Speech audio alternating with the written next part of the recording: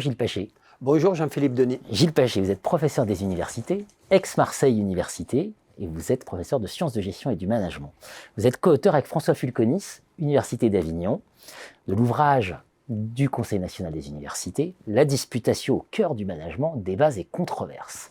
Et vous êtes co-auteur d'un chapitre où vous traitez notamment de la question de la logistique. Et là, vous mettez en évidence une tension extrêmement intéressante.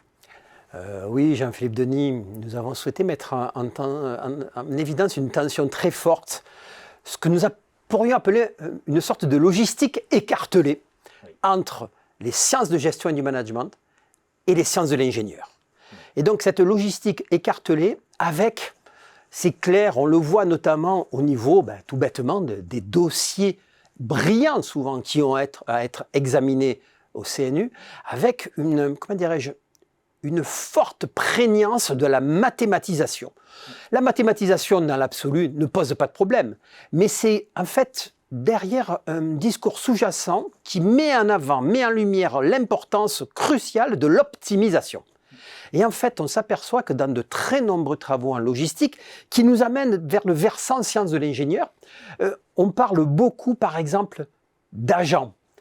On parle beaucoup, comme le disent mes amis de Marseille, donc Patrick Pugeot et Fouzia Ounar, de Hollon. On parle donc d'une vision qui est, par l'optimisation, nous trouverons des solutions justement optimales à des problèmes de logistique. Or, avec François Fulconis, nous pensons que cette vision est une vision tout à fait intéressante, légitime, mais qui tend à minimiser une autre facette des questions logistiques qui sont beaucoup plus ancrées dans des dimensions managériales. Alors ces dimensions managériales, c'est clair, c'est que lorsqu'on s'intéresse au fonctionnement des chaînes logistiques, eh bien on s'intéresse, quoi qu'il arrive, à des jeux d'acteurs et non pas d'agents. Des jeux d'acteurs, des logiques de prédation. Qui va contrôler les ressources de l'autre à travers une maîtrise de la logistique? C'est une question qui est largement débattue dans les canaux de distribution depuis au moins 30 ans, avec le contrôle logistique exercé par les distributeurs sur les industriels. On est sur des logiques en fait de création de valeur, de répartition de la valeur, de dispute autour de la valeur créée à travers la logistique. Et donc, nous pensons avec François Fulconis que finalement, la dominance science de l'ingénieur peut poser problème car elle risque d'étouffer complètement cette vision managériale qui nous paraît très importante, étouffer jusqu'au point où les meilleurs articles publiés dans les meilleures revues relèvent de la recherche opérationnelle.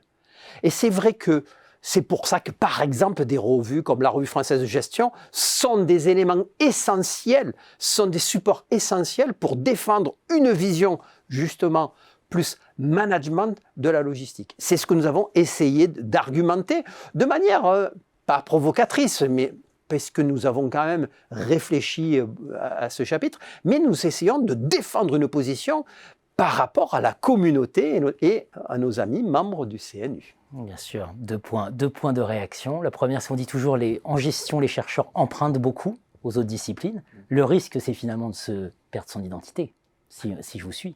Absolument. Moi, je pense, personnellement, nous pensons avec François qu'il est très important d'établir des ponts entre la logistique et des disciplines aussi essentielles en management que sont par exemple le marketing, la finance. Supply chain finance est un courant qui se développe extrêmement puissamment depuis quelques années, mais également la stratégie, la théorie des organisations.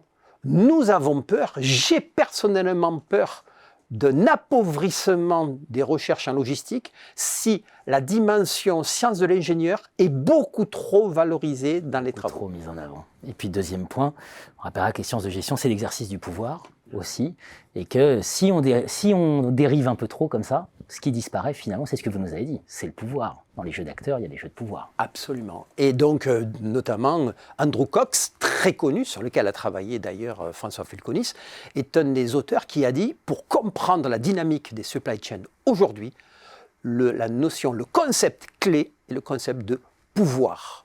Donc ça veut dire tout ce que vous pouvez comprendre, cher Jean-Philippe. Tout est dit, et donc ouvrage à lire évidemment absolument, qui parle bien au-delà des seuls cercles académiques. Hein. Et au-delà, il faut qu'on comprenne que ce qui se joue dans ces cercles académiques, ce sont des représentations du monde, et qu'il y a des enjeux, là aussi, de bataille, parfois un peu idéologiques, mais au sens très noble du terme. Hein. Voilà. La gestion, c'est pas les sciences de l'ingénieur. Merci Gilles Paché. Merci Jean-Philippe Denis.